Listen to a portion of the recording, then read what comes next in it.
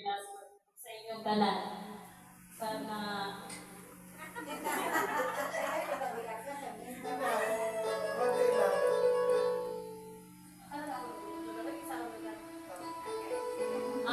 kanang akong nabunutan, wala ko siyang akong binikalan na balik sa mga kauban.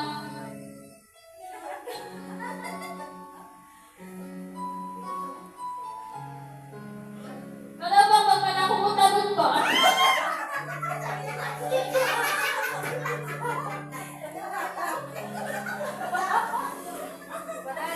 Ilabi ka doon.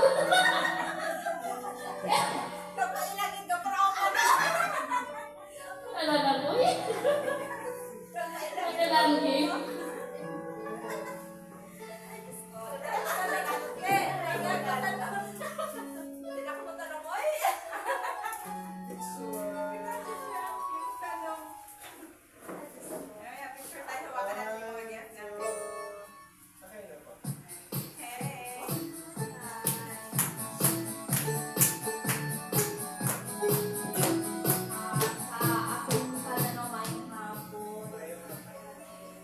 Nagpapalamat ko sa Kamangjo, sa Jasper, sa uban akong kaubanan. Kay abi na mo, makabalik na rin sa akong paghawa kaya salamat.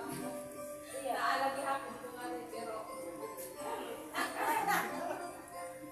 kaning akong nabunutan no, pasensya na akong matagan ani kay wa ko laing maisip na mairigalo sa iya kay sa kalisod sa ano karon kami nabuhi kaya may gustuhan niya akong iregalo kayo ko budget ko laing maisipan kaya pasensya na nagpasalamat sa inyo sa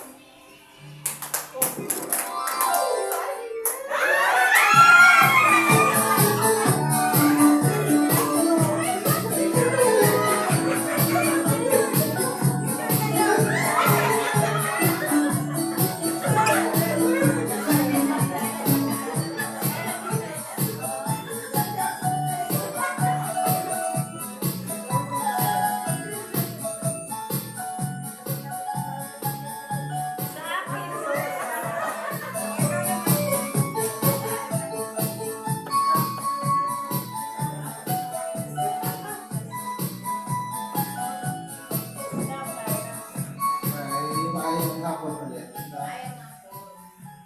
Always pag-remind sa satirita na kahit gaano man po ka-pricey or kung ano man yung makuha or mabunot po natin na regalo, always po tayong magpasalamat sa Panginoon at sa sarili po natin kasi na-provide po natin yung maliit na bagay na yun or malaking bagay.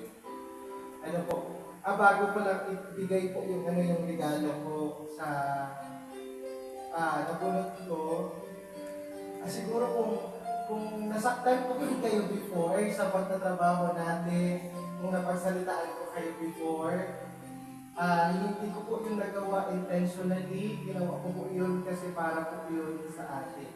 Ano po? Wala po na, kung ano po, sabi ko ulitin ko, kung ano po kaya ibigay ng kaalaman ko, para po mapaintindi ko sa inyo, ibibigay ko po. Pero if nasaktan ko kayo, patawarin niyo ako. Ano po? And pasalamat ako sa inyo. Yung gift ko, actually lahat ka mo special para sa kuya. Mayo akong pinalabaw na pagpangga. Lahat ko kamo sabi ko sa GC, lahat ko kayong mahal. Pero kaya lahat kayo may regalo sa akin, maliban dito, lahat kayo may regalo. Mas ayaw ko kasi mahal ko kayo lahat. Itong regalo ko na ito, mabait siya, lahat kayo mabait. Mabait, nanay, palaging nakasmile, palaging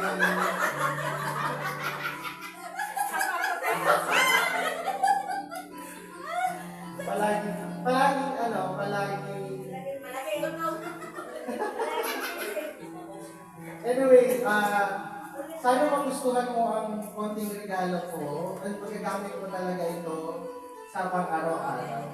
Ang nabunot ko is si Ma'am Miley.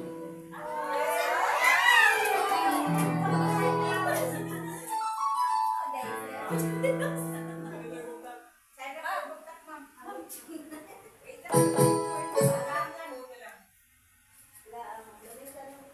sa likod pa. Plastic lang din gagawin. Kinalain kay ano mo na. Stop mo na.